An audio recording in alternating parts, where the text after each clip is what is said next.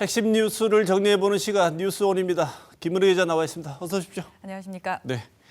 자, 명절 앞두면 우리가 고향 찾고 명절 준비한다고 시간 많이 보내지 않습니까? 많이 네. 바쁘고.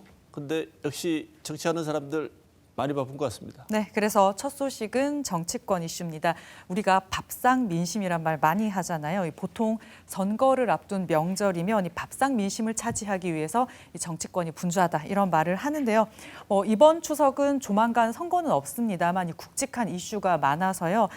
여야 모두 우호적인 여론이 필요한 만큼 이 추석 민심에 많이 신경을 쓸 수밖에 없을 겁니다. 네, 추석 전에 분위기는 여야 간의 밥상이 진짜 날아다니지 않나 걱정을 했었는데 네.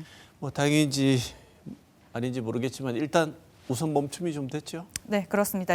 쌍특검법으로 불리는 김여사 특검법, 그리고 해병대원 순직 사건과 관련한 이른바 이 최상병 특검법, 그리고 이 지역화폐법 개정안이 지난 11일에 국회 법제사법위원회를 통과했습니다.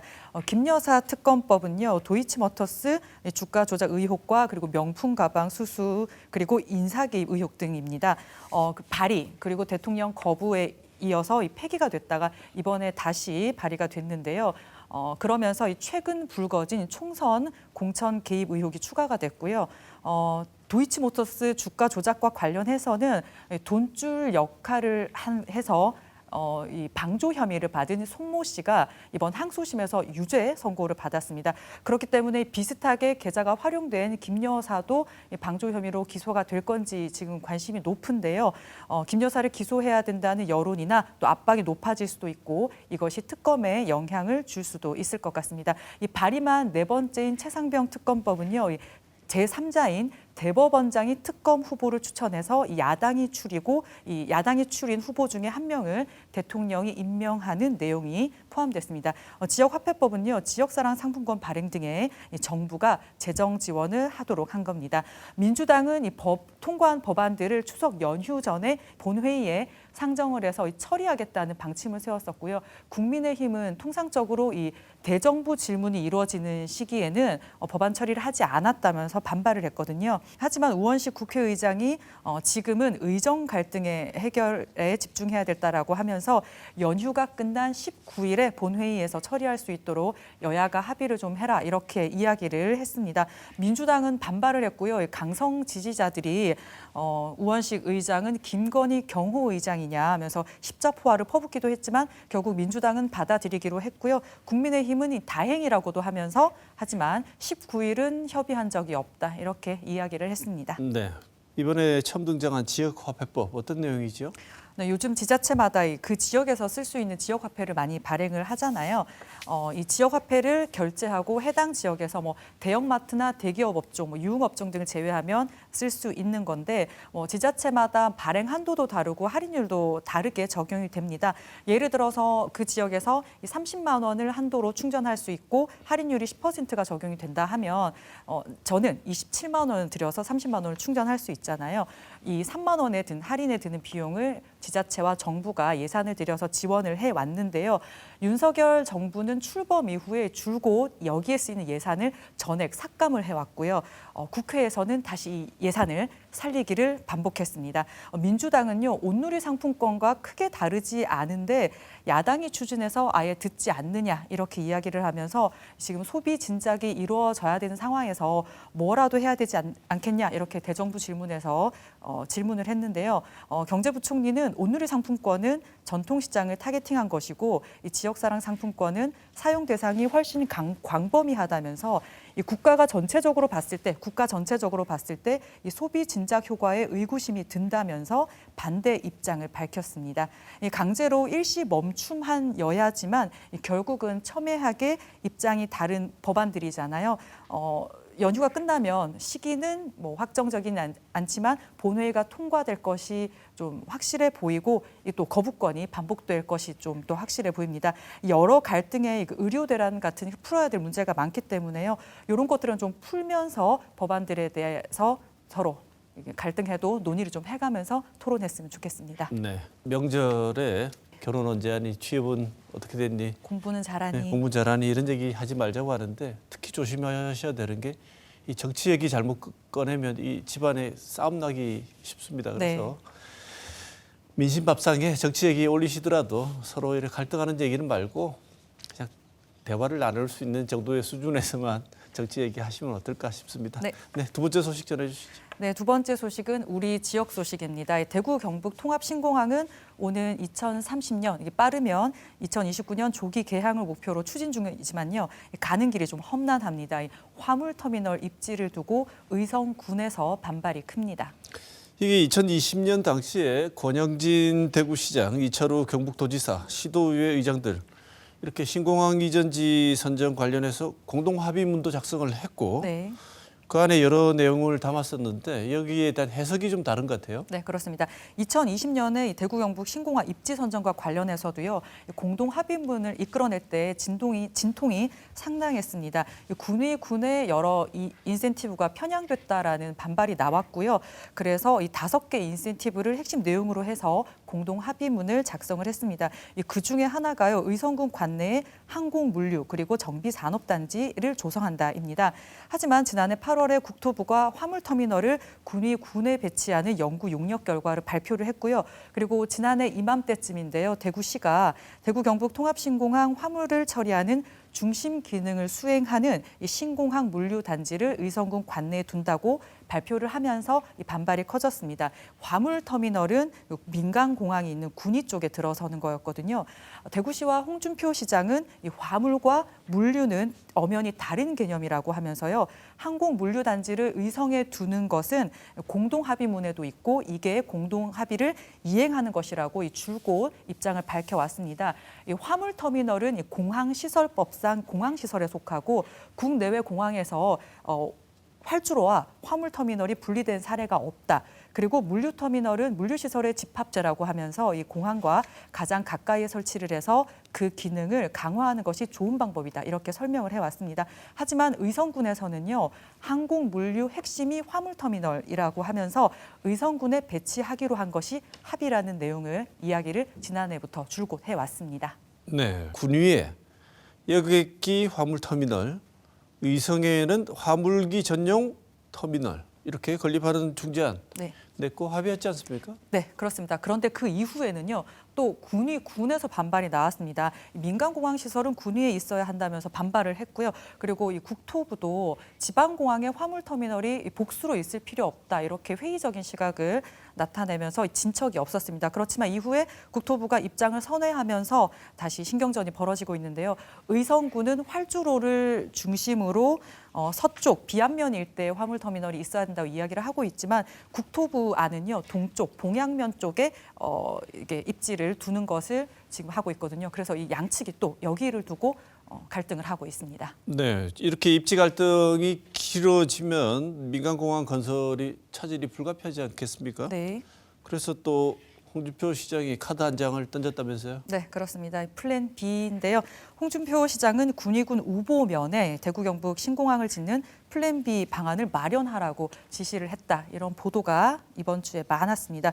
그리고 SNS에도 글을 올렸어요. 이젠 결단을 해야 할 때라면서 무조건 대구시 정책에 반대만 하는 집단들의 억지와 떼쓰기에 흔들려서 안 된다. 옳은 것이 강한 것을 이긴다. 억지와 떼쓰기가 통하지 않는다는 걸 보여줘야 세상이 안정된다. 이렇게 썼습니다.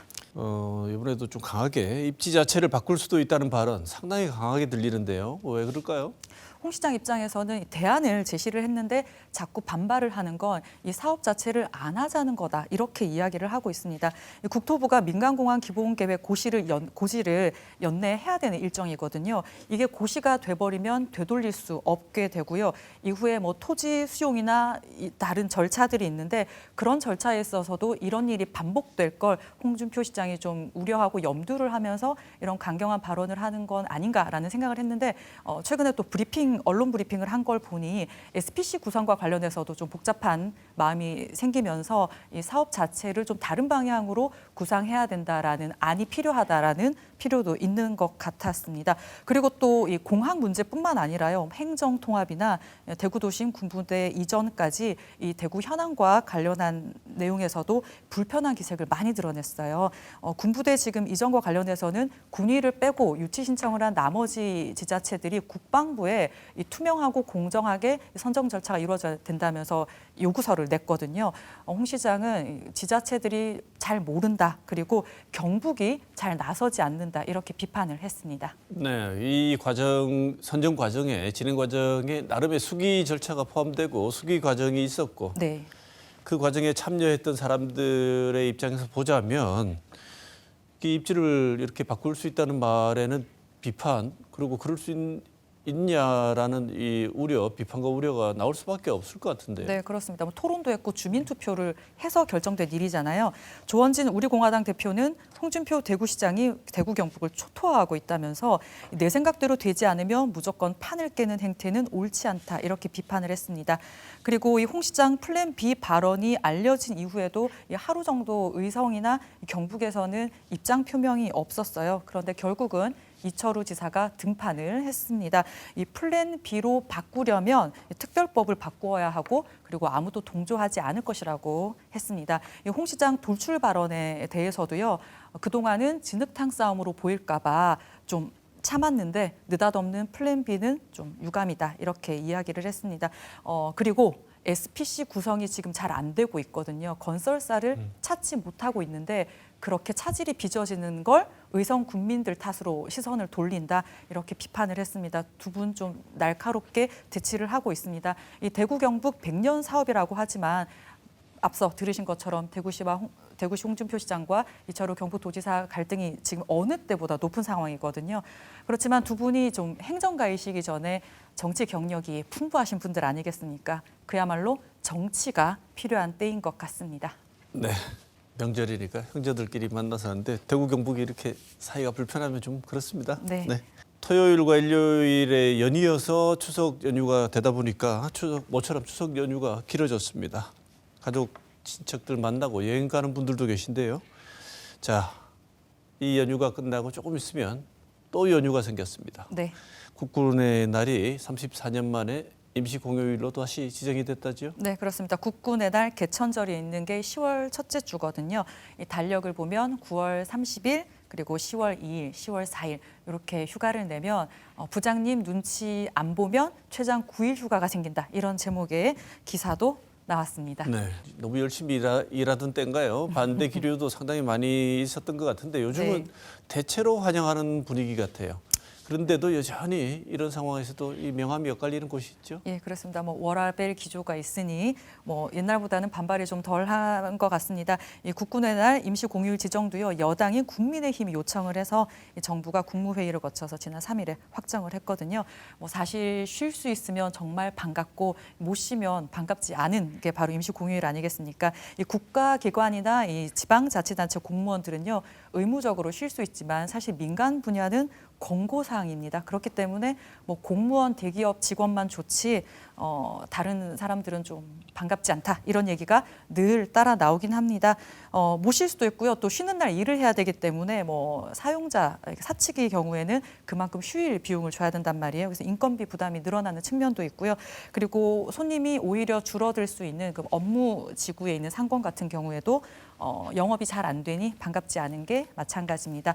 그리고 임시 공휴일 지정 때요. 특히 학교가 바빴습니다. 학생들은 연간 수업 일수가 정해져 있고 이게 보통 연초에 다들 계획을 마련을 하는데 이번에 임시 공휴일이 되면서 4일을 재량 휴업일로 정했던 학교들이 많은데요. 부랴부랴 재량 휴일을 없애고 학교도 많고요. 그리고 지금이 중간고사 기간입니다. 시험 일정 조정하느라 학교들이 많이 바빴다고 합니다. 이 임시 공휴일로 지정하는 여러 가지 이 정황을 우리 김은혜 기자 얘기했지만 안보 상황이 지금 엄중하다. 그래서 군인들의 상기 진작이 필요하다. 이게 이제 표면적인 이유인데 네. 이런 이유 이외에도 지금 내수 경기가 좀 침체 상황이니까 내수 경기를 좀 진작하자 이런 뜻도 좀 있는 것 같아요. 네, 그렇습니다. 임시 공휴일 지정 이후에 여행업계에서는요 예약이 늘었다는 기사가 쏟아졌습니다. 대부분 해외여행이 많았어요. 그렇다 보니 해외여행이 내수 진작의 복병이다. 이런 분석도 나오고 있습니다. 그 여행업계에 따르면 추석 연휴 기간 떠나는 해외여행 상품의 일평균 예약률이요. 여름휴가라고 불리는 우리 7말 8초보다 예약률이 높다고 합니다. 이렇게 돼서 이 해외여행이 이제 코로나 팬데믹 이전 수준으로 거의 회복을 했습니다. 올해 상반기 해외로 나간 우리 국민이 1,400만 명을 넘었어요. 그런데 이 한국을 찾은 외국인 관광객이 770만 명 정도라고 합니다. 2배 정도 차이가 나는데 이렇게 되면은 여행 수지가 적자가 날 수밖에 없어요. 여행 수지가 올해 상반기 6년 만에 최대 규모로 나타났습니다. 서비스 수지 적자의 절반 이상도 지금 여행 수지가 차지를 하고 있다고 합니다. 이런 지표는요, 결국 경상 수지에도 영향을 줄 수밖에 없거든요. 그래서 연휴가 해외 여행 수요를 자극할 경우에 이 경상 수지에도 마이너스 요소가 되고 내수 진작 효과도 반감할 수 있다면서 이 국내 여행을 좀 활성화하는 데 집중해야 한다. 이런 분석의 보도 있었습니다. 물론 하루 더 쉬면요. 직장인 입장에서야 나쁜 건 아니겠습니다만 내수 진작 효과라는 취지를 잘 살릴 수 있도록 이 세부적인 정책도 같이 마련이 돼야 될 것 같습니다. 네. 자, 김은혜 기자, 이번 주도 준비한다고 수고 많았습니다. 고맙습니다.